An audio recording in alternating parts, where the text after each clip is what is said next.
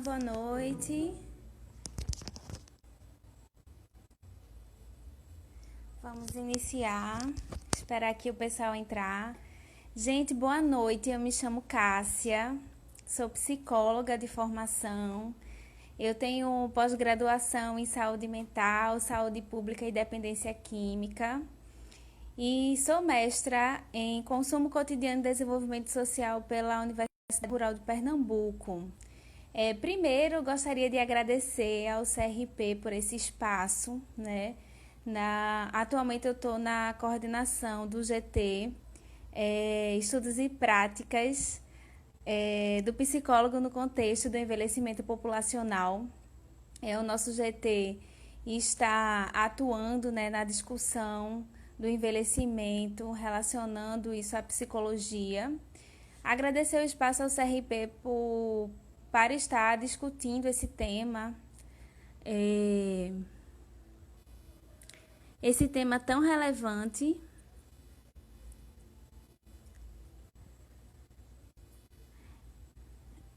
Tá travando, tem alguém informando que tá travando. Ok, melhorou? Ok, por estar discutindo esse tema tão relevante. E aí eu vou explicar um pouco como é que vai funcionar. Hoje eu vou contar com a colaboração da nossa colega Elisete Maciel. E eu vou deixar ela se apresentar, como é que vai funcionar. A gente selecionou algumas perguntas, certo? E aí a gente vai tentar fazer de uma forma mais dinâmica. Eu vou ficar atenta nos comentários de vocês para estar fazendo os apontamentos. E aí eu vou fazendo as perguntas, Elisete vai respondendo e eu vou mediando esse diálogo de hoje. Podem colocar nos comentários as sugestões e perguntas que eu vou ficar atenta aqui, certo? Eu vou...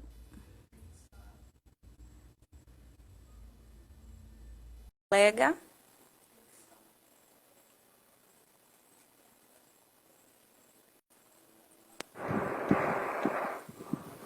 Ok. Olha ela aqui. Seja bem-vinda. Boa noite. Boa noite. Seja bem-vinda aqui. Obrigadão a todos, né? Pronto. Então, primeiro eu queria que tu se apresentasse, Elisete. Eu não te apresentei, aí você pode fazer isso e a gente já começa com as perguntas. Tudo bem? Tudo bem. Bora começar? Boa noite, gente. Primeiro agradecer a oportunidade de estar aqui para falar um pouquinho sobre a questão da violência contra a pessoa idosa. Eu sou Elisete Maciel, sou psicóloga, me formei pela Universidade Federal de Pernambuco. Depois eu fiz especialização em neuropsicologia. Minha voz está com eco. Melhorou agora, pessoal? Aqui tá ok. Agora. Aqui tá ok. Para mim também aqui tá ok. Estranho. Pronto, vai continuando. Tu tá com fone, né, Elisete? Estou com fone de ouvido. Pronto. Tenta aproximar um pouquinho para ver se melhora. Será que agora melhorou? Aqui tá ok. Vai falando pra gente ver. Deixa eu ver se eu troco de fone, então. Pode ser que seja.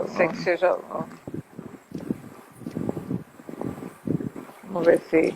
Questões técnicas para poder ajustar. Vocês estão ouvindo o eco?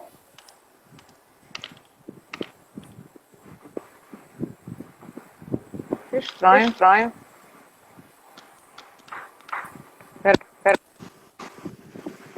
Vai continuando, Elisete, para ver se agora melhorou. Estou trocando de fone. Certo.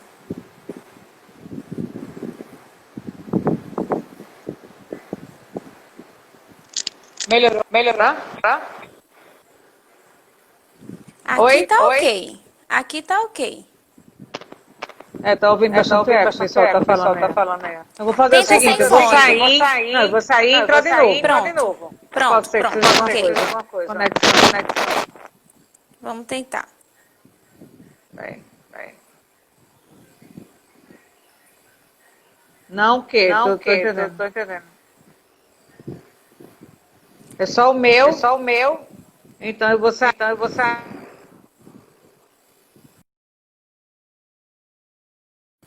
Tenta novamente. Pronto. Deixa elas entrar novamente para a gente tentar fazer a conexão melhor. Isso acontece. Questões técnicas. Vamos lá, tentar novamente aqui.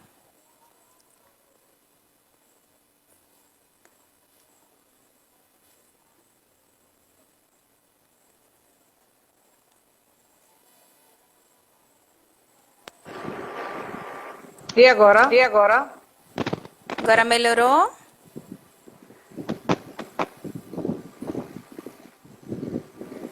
Agora melhorou. Pronto. Não?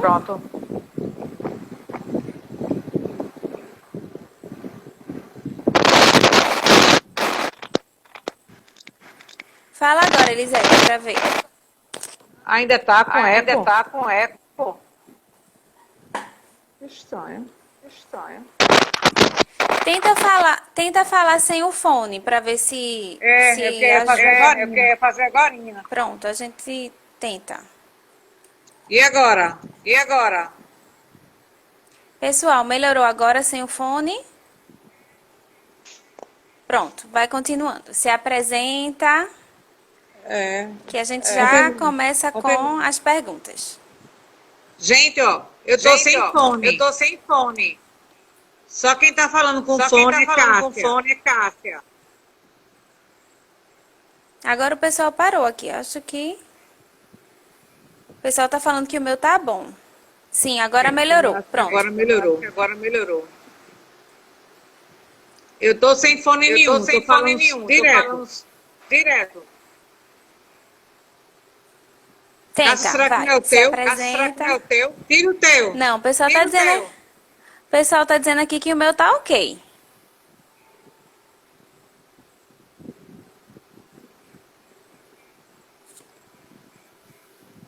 Tem alguma coisa ligada aí perto de tu? Não, meu Próximo computador tá ligado, computador? mas tá só no Word. Entendi.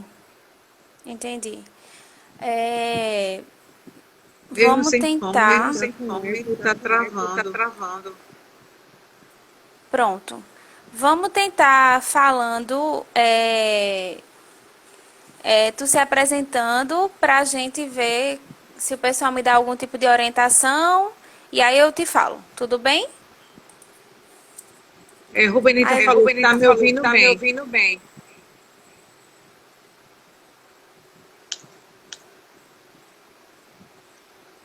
Sim. No meu computador, eu desliguei até o som. Pronto. Eu só tô com a página de Word aberta.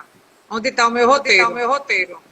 Ó, a gente faz o seguinte, a gente dá continuidade e aí tem um pessoal dando assessoria pra gente, eu vou perguntar se eles têm alguma orientação. E aí a gente vai dando continuidade. Pode ser assim? Ok. Pronto, aí termina a tua apresentação, que aí a gente já começa com as perguntas. Tá, deixa eu tentar aqui pra ver. Bom, eu sou a Elisete. Sou psicóloga. E eu fiz psicologia pela Universidade Federal. Eu vou tirar. Deve ser. Tô sem fone. Pronto, pode ficar sem fone. Vá, continue. Já coloquei aqui, vamos contar. Pronto. E a gente combinou a conta blusa, aí, Cátia. Nem falou nada. Vamos embora, porque senão a gente perde. Vou me Isso, continue. afastar assim, para ver se minha voz chega melhor aí. Pronto, vamos embora. Eu sou Elisete, sou psicóloga, fiz especialização em neuropsicologia e gerontologia. Atualmente assumi a coordenação de uma pós em gerontologia. Faço parte do grupo de estudo de envelhecimento pelo CRP. Tá? O que a gente combinava, Cássia? A gente fez uma seleção de perguntas, Cássia vai fazendo, eu vou respondendo. Só que normalmente as minhas respostas, ela tem sempre exemplos reais. Certo. O som tá ruim. Vai continuando, Elisete, e aí a gente vai verificando. Eu tô em comunicação aqui com o pessoal do CRP. Tenta ver. Pronto. Ó, então a gente faz o seguinte, eu já vou começar com a primeira pergunta, certo? E aí tu dá continuidade. Vamos lá. Primeira pergunta tem assim: qual a importância da psicologia abordar questões sobre o envelhecimento humano? Deixa eu só perguntar. Pessoal, vocês estão ouvindo Cássia? Tá, o pessoal tá me ouvindo. Não tá dando, o pessoal tá dizendo, não tá dando para entender. Isso foi Selma que falou. O pessoal da assessoria do CRP tá tentando aqui. A gente. Vamos fazer o seguinte, Elisete. Tu tenta sair novamente, o pessoal tá orientando isso. Tu sai novamente e entra. Certo, gente? Desculpe aí, a gente vai. Tá indo de novo. A gente vai tentar. Aí vamos lá. O pessoal tá orientando fazer isso. Pessoal, desculpe, mas as questões tecnológicas às vezes têm essas intercorrências, né? O pessoal do CRP orientou fazer isso. Vamos lá. Deixa ela aparecer aqui de novo. Obrigado por vocês estarem aqui. Peço que vocês coloquem aqui também dúvidas para a gente estar conversando. A gente já selecionou aqui algumas perguntas para mediar a conversa. Obrigado, gente, pela compreensão. E obrigado também ao pessoal do CRP pela assessoria, né? Deixa ela aparecer aqui novamente. Cadê ela?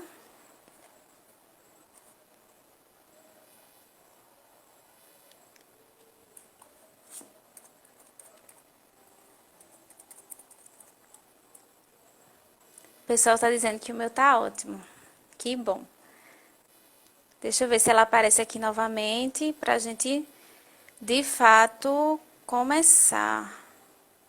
Deixa eu ver se eu convidando ela é melhor. Aqui. Elisete, adicionar. Convidei ela. Elisete, cadê ela?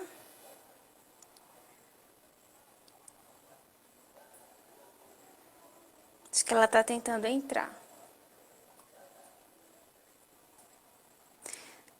Certo.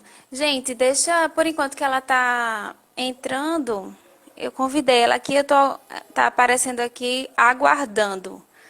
Por enquanto que ela vai entrando, ontem, dia 15 de junho, é uma data bem marcante.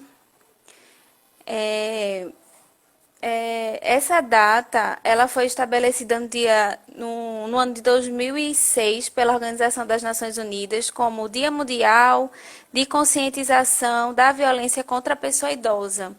E aí, geralmente, no mês de junho, né, os atores que trabalham com a pessoa idosa, a gente sempre fomenta esses debates, né, para falar um pouco da importância do tema,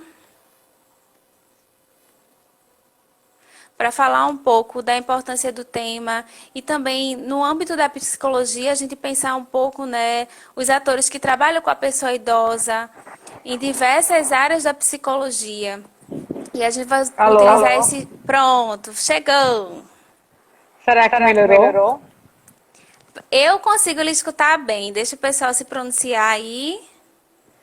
Teve alguém que comentou para eu trocar de aparelho. Não trocar de aparelho, só tem esse. Pronto. Então vamos lá, né? Vamos começar, Elisete. Eu estava falando aqui para o pessoal, né, que essa live também tem alusão ao dia de ontem, que foi o dia 15 de junho, que é uma data bem marcante, né, que fala da conscientização e da prevenção contra a violência à pessoa idosa, né, que é um tema extremamente relevante para a gente trabalhar. E aí, sem mais delongas, eu vou fazer aqui a primeira pergunta. Estão dizendo que está com eco, mas eu não estou nem falando. Pronto, vou fazer aqui a primeira pergunta. Certo? Cássia, Oi. vamos fazer o seguinte. Eu vou entrar pelo meu, e tu pelo meu, para ver se melhora. Entendeu? Entrar pelo seu, mas você tá pelo seu. Você vai pedir para entrar pelo meu, para ver se a gente consegue melhorar. Como assim? Eu te convidar? Vamos lá, peraí. Acho que ela pediu para eu convidar. Tô convidando aqui.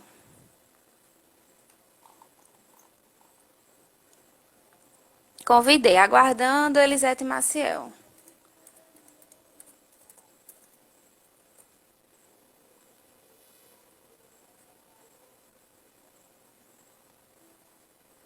Convidei ela.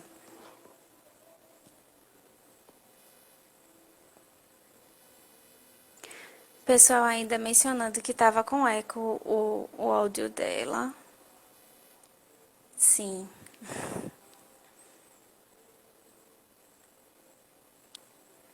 Ai, tô aguardando. Espero que a gente consiga fazer conforme planejado.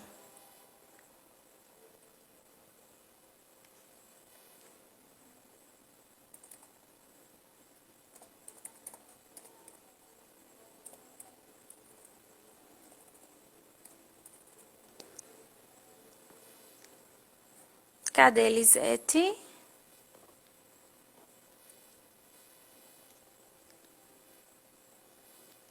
Então, gente, eu vou tentar continuar. Tentar continuar a falar um pouco aqui, sem ela. E aí eu espero que ela apareça para a gente dar continuidade da forma que a gente tinha planejado inicialmente. Mas aí eu vou fazer. A primeira pergunta seria: qual a importância da psicologia abordar questões sobre o envelhecimento humano? Que é uma pergunta mais geral, né, para a gente reforçar a importância da gente fazer essa intersecção, né, essa leitura do envelhecimento humano, no sentido, né, da subjetividade, no sentido da própria leitura do desenvolvimento humano, inclusive que a gente aponta isso, estuda bastante isso nas nossas formações, e também da gente fazer essa leitura, né, do sujeito, da pessoa idosa, no sentido mais contextualizado também, né, considerando questão de classe, né, questão de gênero, isso é muito importante em todas as áreas da psicologia em que a gente vai estar trabalhando com essa pessoa idosa, né? Tanto numa escuta, né, que a gente fala muito da questão da escuta clínica, mas aí também em outras áreas, a gente pensar na psicologia, dos profissionais que estão na psicologia, na ponta da assistência social, os profissionais que estão na área de saúde, e aí principalmente os profissionais que estão na ponta da assistência social, que lidam diretamente, né, com a questão da proteção à violência, da prevenção à violência, né, tanto no sentido de prevenir para que a violência contra a pessoa idosa não aconteça, como também na atuação quando, infelizmente, essa violência acontece. E esse tema, apesar da gente insistir amplamente, né, na divulgação e no debate, a gente entende que nesse período de isolamento social, isso fica mais ainda gritante, essa necessidade da gente pensar em estratégias, né, para essa pessoa idosa que nesse período, né, pode estar, inclusive, convivendo com possíveis agressores, né? Infelizmente, a violência contra a pessoa idosa é algo que é presente, é algo que é crescente, e a gente sabe que, no sentido geral, quando a gente, todos os estudos que a gente tem contato relacionado ao envelhecimento, os estudos geralmente iniciam apontando a questão demográfica, né? O Brasil, ele não é mais um país jovem e as estatísticas apontam que a tendência é que cada vez mais a nossa população seja uma população que envelhece mais. E aí todo o nosso entendimento é no sentido não somente quantitativo, né? De que a gente possa apenas viver, mas viver como? E aí é essa questão que a gente precisa sempre estar reforçando, porque a gente aumenta esses anos de vida e a gente precisa pensar nessa estrutura social que a gente sabe que o Brasil ainda a gente percebe grandes desigualdades sociais, né? Então, quando a gente fala do envelhecimento, a gente não fala do envelhecimento linear, de possibilidades de envelhecer que são possibilidades iguais para todas as pessoas. Ao contrário, né? A gente tem realidades de envelhecer que são realidades muito distintas. E aí, considerando minimamente a questão de classe social, que já diferencia bastante. Eu vou continuar aqui, gente. Quando ela aparecer, aí eu aceito ela. Certo? E aí, a outra pergunta era: como podemos definir a violência contra a pessoa idosa e quais suas formas mais comuns? Então, eu posso trazer aqui uma definição mais geral, que está no relatório da Organização Mundial de Saúde, que aí o relatório define assim, que é um ato de acontecimento ou omissão que pode ser tanto intencional como voluntário, como involuntário. A violência pode ser de natureza física ou psicológica, envolvendo agressão emocional ou verbal, ou pode envolver maus tratos de ordem financeira ou material.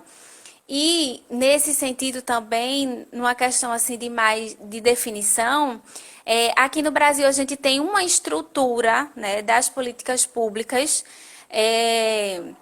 em que a pessoa idosa, né, ela está inserida tanto no âmbito nacional como no âmbito estadual, né? E em Pernambuco especificamente, nós temos aqui ao longo de todo o estado a presença, né, de conselhos de direitos da pessoa idosa em quase todo o estado de Pernambuco, né, que também movimentam a política de promoção e defesa dos direitos da pessoa idosa.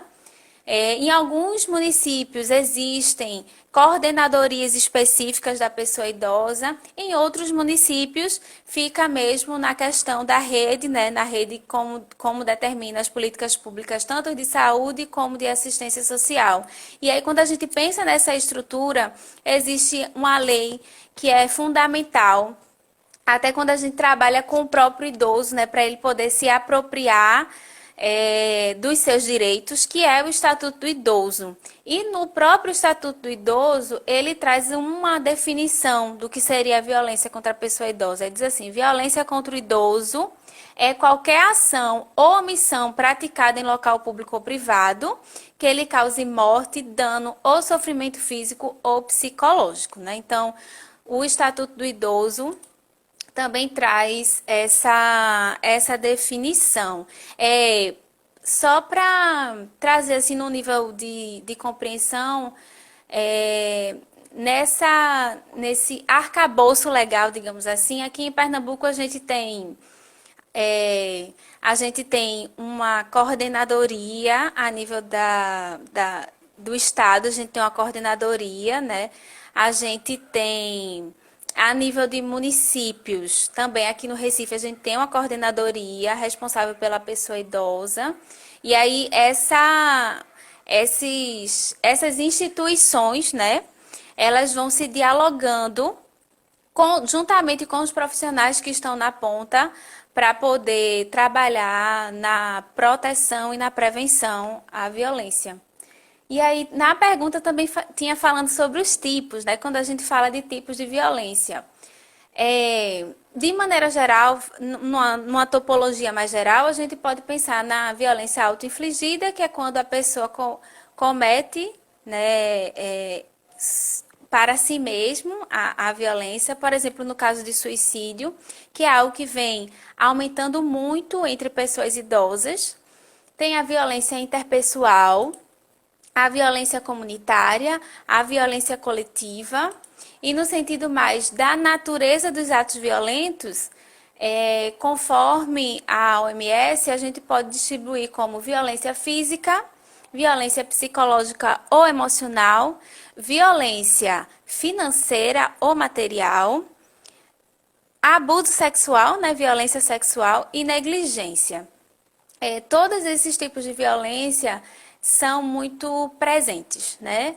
Tanto a violência física, que o que é relatado entre os profissionais nesses debates que a gente tem acesso é que a violência física, de maneira geral, é o tipo de violência que, digamos assim, é mais rápido de ser detectada, porque fica ali no corpo, né, da pessoa idosa.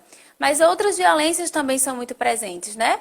A violência financeira, né, quando se retém aí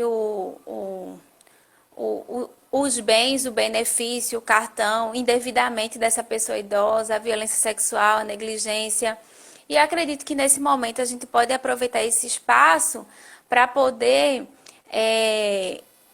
aprofundar um pouco em relação à violência psicológica mesmo.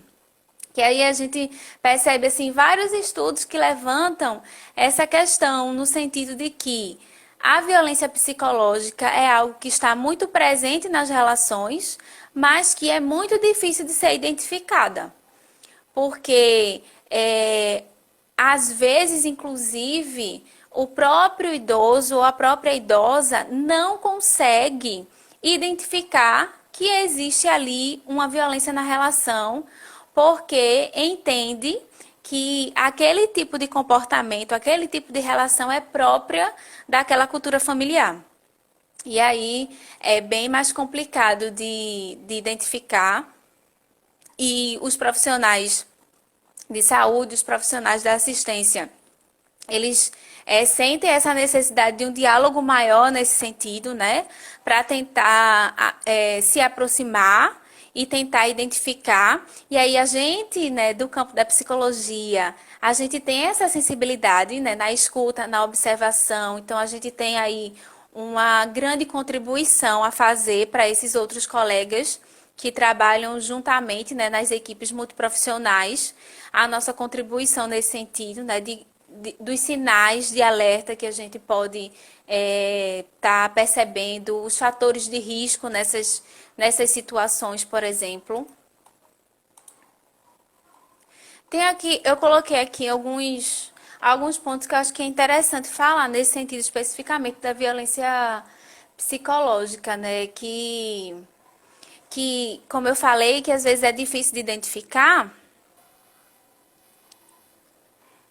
Tem uma pergunta aqui bem interessante. Existem pesquisas, estudos específicos de pessoas negras idosas ou um recorte específico de raça, cor? Sim, existe. Mas ainda, a gente ainda precisa contribuir mais nesse sentido, né? Porque, como eu falei, muitas vezes a gente percebe, inclusive nos estudos, se direcionando a pessoa idosa como se fosse algo universal. Então, a pessoa idosa como algo universal, sem considerar essas especificidades que são muito importantes, né? Como você trouxe a questão de raça, a questão de gênero, por exemplo, e a questão de classe, que são marcadores muito importantes. Porque quando a gente fala do envelhecimento, a gente está falando de envelhecimentos muito diferentes, né? Aí, por exemplo, tanto no sentido do envelhecimento ativo, né, de pessoas que têm a possibilidade de envelhecer ativamente, tanto na questão de acesso. Aí, por exemplo, os moradores, pessoas que estão em situação de rua, essas pessoas, elas envelhecem. Eu estou falando isso porque, por exemplo, no nosso estado de Pernambuco, nós temos muitas instituições de longa permanência, que são aquelas casas que antes a gente chamava de abrigos para idosos, que esse termo a gente não utiliza mais, a gente utiliza instituições de longa permanência. E aí, grande parte, né, eu não consigo dizer um percentual exato nesse momento, mas assim, a maioria dos idosos que são residentes dessas instituições são idosos pobres e idosos negros, principalmente das instituições filantrópicas, né? Porque existem as instituições privadas, ou seja, o idoso ele paga por esse serviço, e também existem as instituições públicas e filantrópicas. A gente tem poucas instituições públicas aqui no estado e temos as instituições filantrópicas que, em quantidade, ainda é um número maior, né? Então, esse tipo de perspectiva a gente precisa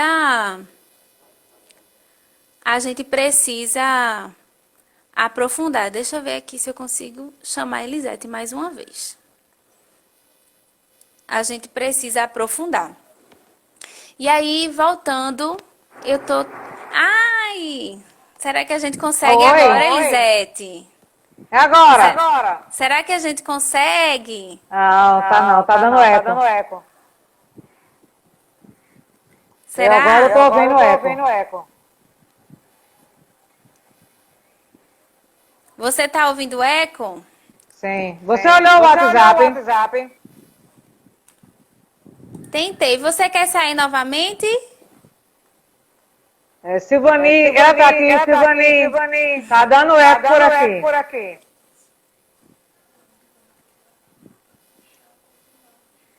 Você quer tentar sair novamente? Pronto, aí o pessoal tá dizendo que tá com eco mesmo. Tá com eco. Só que se eu pego pelo meu, não tá dando eco. Por isso que eu disse que eu teria que sair, abrir pelo meu e você entrar por lá. Senão não vai. Eu posso lhe fazer, lhe convidar, né? Porque se eu fechar aqui, aí encerra a live. Mas aí todo mundo que tá aqui vai seguir pra lá, entendeu? Vai continuar a mesma coisa. Vai continuar o CRP falando. Entendi. Eu acho que não é a melhor saída, não.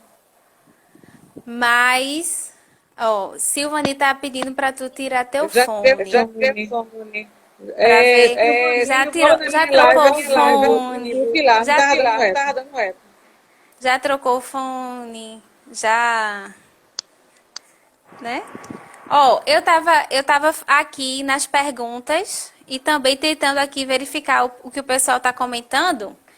Eu já tava aqui indo para a terceira pergunta. E aí eu vou fazer e você vai me ajudando, tudo bem? Tudo bem. Pronto. Mas tá dando a terceira eco. pergunta. Pronto. A terceira pergunta. Quais as principais dificuldades na identificação da violência psicológica? Você quer tentar falar um pouquinho, aí eu posso complementar? Ela tá sem fone, Silvani. Você quer que eu continue falando e você complementa? Como é que faz? Posso continuar falando, tentar responder essa pergunta? Tenta tirar teu fone. Não, meu áudio tá ok aqui. Não, é Silvani. As duas ficar sem fone. Ah. Certo, vamos lá. Deixa eu tentar tirar aqui. Pronto. Consegue me ouvir bem? Eu tô lhe ouvindo, tranquilamente. Pronto. Sem fome. Eu acho que agora não está dando eco. Melhorou? Pronto. Vamos tentar Agora continuar. não está dando eco, não. Alguém está ouvindo eco? Pronto, podemos falar. Eu vou repetir a pergunta, certo? E aí... Então, você já chegou, então, na importância da psicologia, como definir a violência?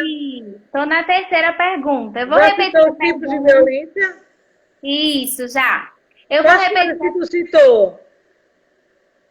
Eu vou repetir a pergunta e a gente dá continuidade por causa do tempinho da live, certo? Certo. A pergunta é: quais as principais dificuldades na identificação da violência da violência psicológica, especificamente? As principais dificuldades na identificação da violência psicológica. Você quer começar? Eu posso depois complementar. Deixa eu puxar aqui. Certo. Você quer tocar na violência psicológica, que, na verdade, eu não ouvi, né, o que você tinha passado anteriormente, mas a violência psicológica, hoje, ela é em percentual, em classificação, ela é a primeira. Ela ultrapassou a questão da violência física, da violência patrimonial, né, da violência emocional, que tem uma parte da emoção em si, e tem a parte da psicologia. São duas vertentes da violência completamente distintas, tá? Só para tentar puxar e eu pegar o meu fio, porque quando eu falo pelos cotovelos, primeiro peço perdão, né? Por esse vai e vem, essa coisa da tecnologia. E eu estou em Serrambi, eu moro em Serrambi. Quando a gente fala da psicologia do envelhecimento, antes de falar da violência psicológica, é importante a gente, enquanto psicólogo e profissional, compreender quem foi esta pessoa idosa, esse idoso ou esse velho, quando criança. Porque vai fazer como se fosse um caminho, tá? Uma trajetória para chegar nesse velho ou nessa pessoa idosa, onde ele vai ter uma demanda de violência psicológica, que muitas vezes ela é oriunda lá de trás, lá da infância dele, lá da juventude dele, lá da parte da adultez dele. Quando chega nessa violência psicológica dentro do contexto familiar, aí é preciso identificar se essa violência está no contexto da família, no contexto do cuidador, quando o idoso ele está a nível de home care, ou quando ele está numa instituição de longa permanência. Aí, essa violência psicológica, ela não é aquela que, vamos dizer assim, você tem um trauma. Não, a violência ela é quando você menospreza, quando você ridiculariza, quando você dá um beliscão de forma sutil que ninguém percebe, e aí isso vai amedrontando aquela pessoa. Ou, mais agravante ainda, é quando a violência ela repercute para a pessoa idosa. Aí eu vou dar um exemplo, eu gosto muito de trabalhar com exemplos reais, porque você consegue visualizar e compreender melhor o contexto da questão, tá? Casal de idosos, o marido faleceu, ficou só a viúva. Aí ela mora com um filho, que era o cuidador. O que ele faz? Ele começa a se vestir exatamente igual ao pai. Isso é uma violência psicológica. Por quê? Porque ele começa a subtrair as coisas daquela idosa sem que ela perceba que ele está utilizando as vestimentas, o aparato que o pai usava. Olha, já vou respondendo aqui, tá, Cássia? Gabi, né? Gabi, os sinais com relação à psicologia, da psicológica, aí vem. Não sei se vocês já ouviram falar no livro Corpo Fala, mas alguns trejeitos, aspectos fisionômicos, o olhar cabisbaixo, a negação de se alimentar, por tentar identificar se a ausência de querer beber água é porque ele não tem sede e é próprio do envelhecimento, ou se é a privação daquele líquido, porque às vezes a pessoa injeta alguma coisa naquele líquido. Tá? Um remédiozinho, o sabor, não é, da água propriamente dita, tá? Trejeito nas pernas, um balançar, tá? Como fosse um tique nervoso, tá? Esse tipo de movimento aqui, ó, ele tá, vamos dizer, sentado. Não sei se você consegue me ver, deixa eu mexer aqui no celular. Todo mundo consegue me ver, tá? Aí eu vou fazer, respondendo a Gabi. Ele tá sentado, mas aí ele fica assim, ó. E aí você precisa identificar se esse tremor é Parkinson ou se é resposta do medo de que aquela pessoa vai vir para ele e é como se fosse uma defesa. Tá? Uhum. Aí isso vai afetar ele. É como se fosse o medo, né? Quando toca, ele trai o corpo e dá uma puxada. Tá? Na hora do banho.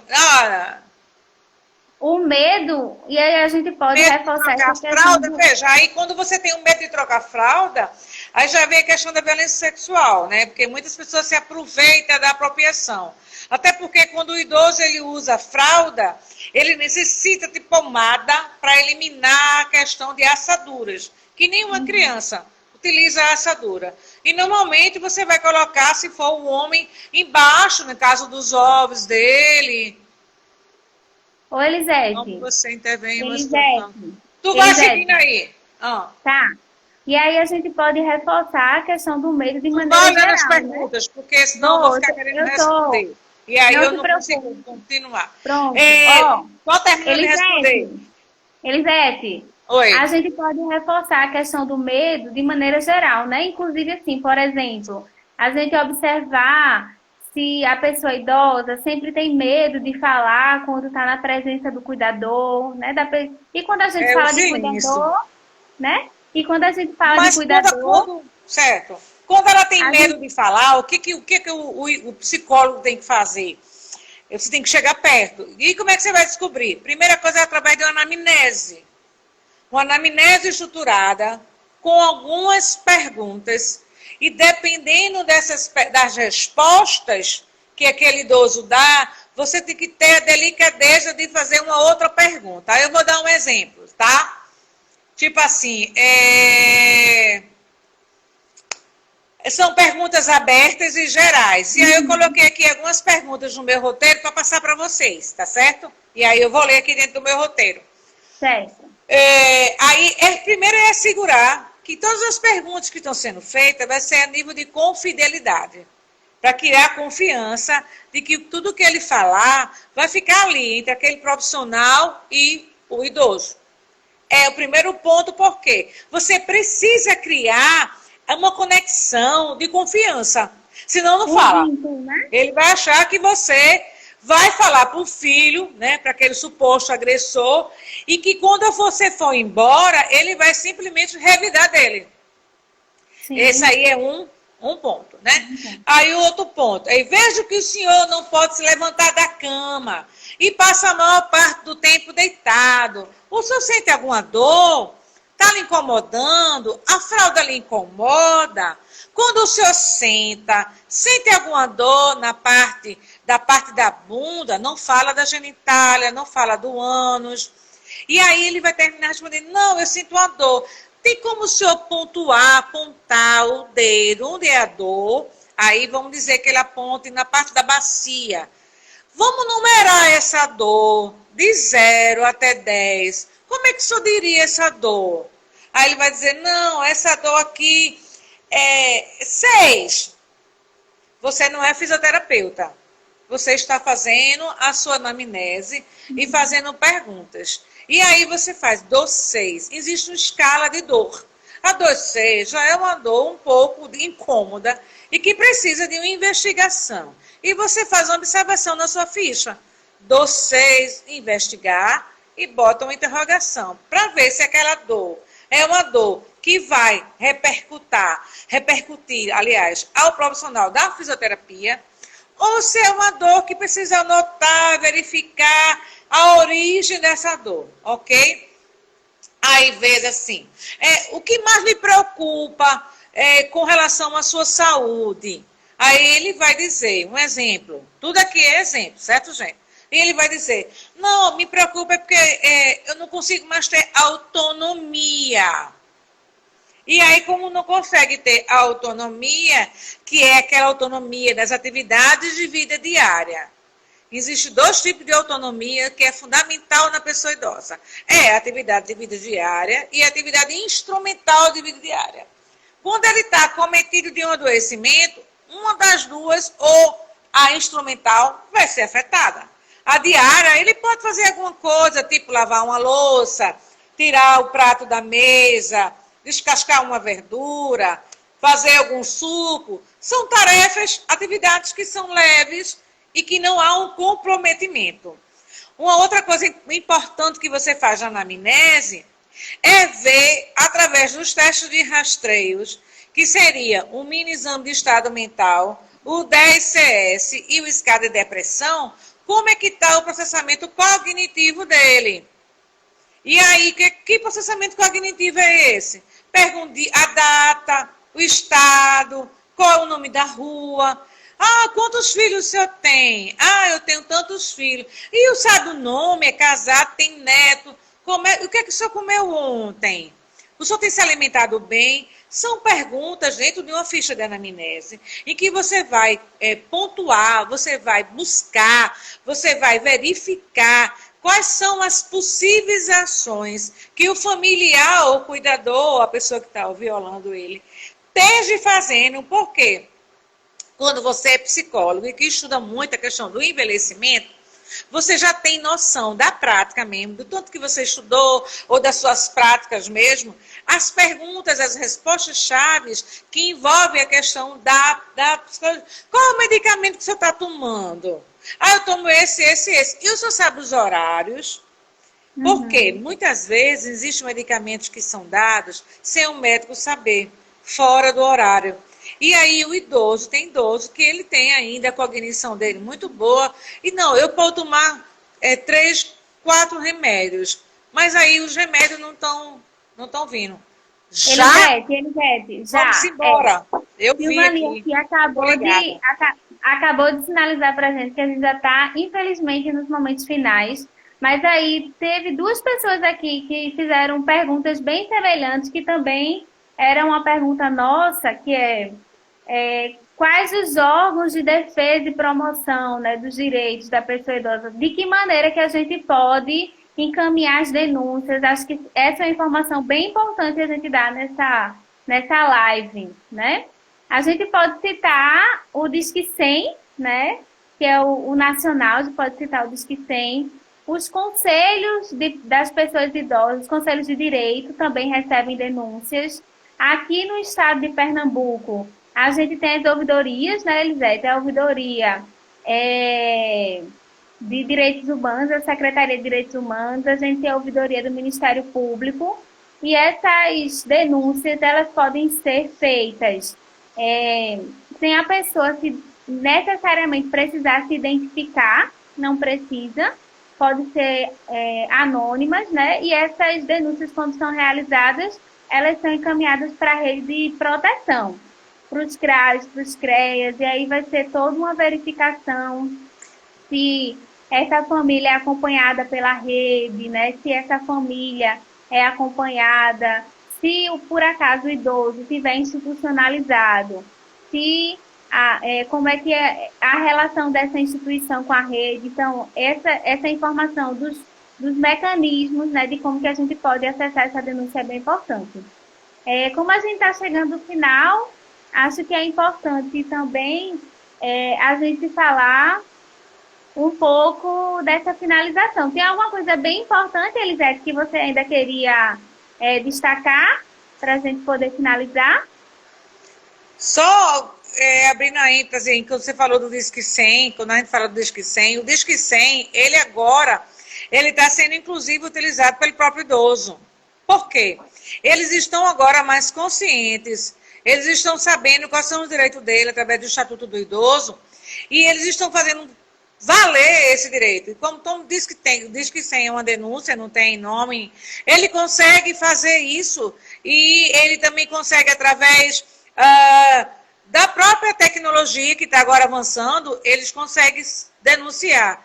E é importante, quando tem essa denúncia, acolher essa denúncia e verificar se ela é realmente verdadeira ou não, porque muitas vezes, infelizmente, o próprio idoso, ele se autonegligencia, ele se automutila, ele se autoviolenta. Então, é bom, só para, assim, não se caracterizar que a violência, ela se repercute apenas de um cuidador, de um familiar, de alguma instituição. Muitas vezes, o próprio idoso, ele se autoviolenta, e aí ele se autonegligencia e ele mesmo provoca a sua própria violência. Então, é bom saber fazer essa distinção. Certo. Colocaram também aqui se tem a delegacia do idoso. Tem sim, a gente tem a delegacia do idoso, mas as denúncias, elas podem ser feitas também nesses outros mecanismos. Tem várias pessoas aqui, Elisete, agradecendo e indicando aqui outras lives. A gente vai sim pensar, né, em outras lives com esse tema, tentar especificar para a gente ver se a gente consegue aprofundar um pouco, ou até com outros temas, para a gente estar discutindo, né, questões do envelhecimento, em que faz esse enlace com a psicologia, falando dessa atuação, dessa nossa contribuição, né, que é muito importante nessas diversas áreas. Aqui, Denise dizendo, outra live com o mesmo tema para dar continuidade às discussões. Vamos avaliar e a gente agradece demais. Infelizmente, né, teve esses... Sim. Mas tinha muita coisa para falar mesmo. Eu tentei fazer aqui um começo e aí depois ainda...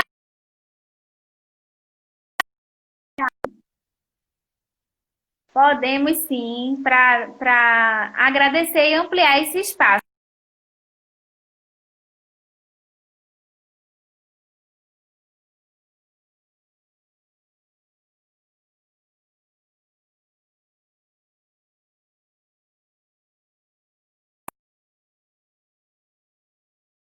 De informações com relação à violência, ela tem que ser passada mesmo, tá?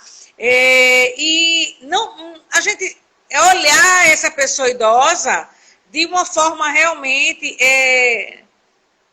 diferenciada, não é tratar como um velho, sabe? Ah, é velho, coitado. Não, eles são muito capazes, eles são conscientes, eles são possíveis de voltar a ter uma educação continuada, é possível de eles ter um envelhecimento saudável. Por quê? Um dos pilares do envelhecimento ativo é a nossa saúde. E aí eu pergunto a vocês, né, já que a gente está encerrando a live, como é que vocês estão envelhecendo?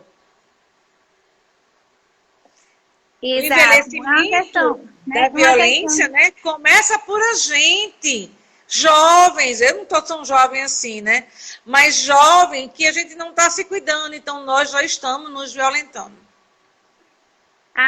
Elisete, o pessoal do CRP aqui também pediu para a gente destacar e registrar a presença da presidente do conselho, também visualizando a live, que bom, né? Também a gente quer agradecer aqui nessas considerações finais o pessoal do GT, né, que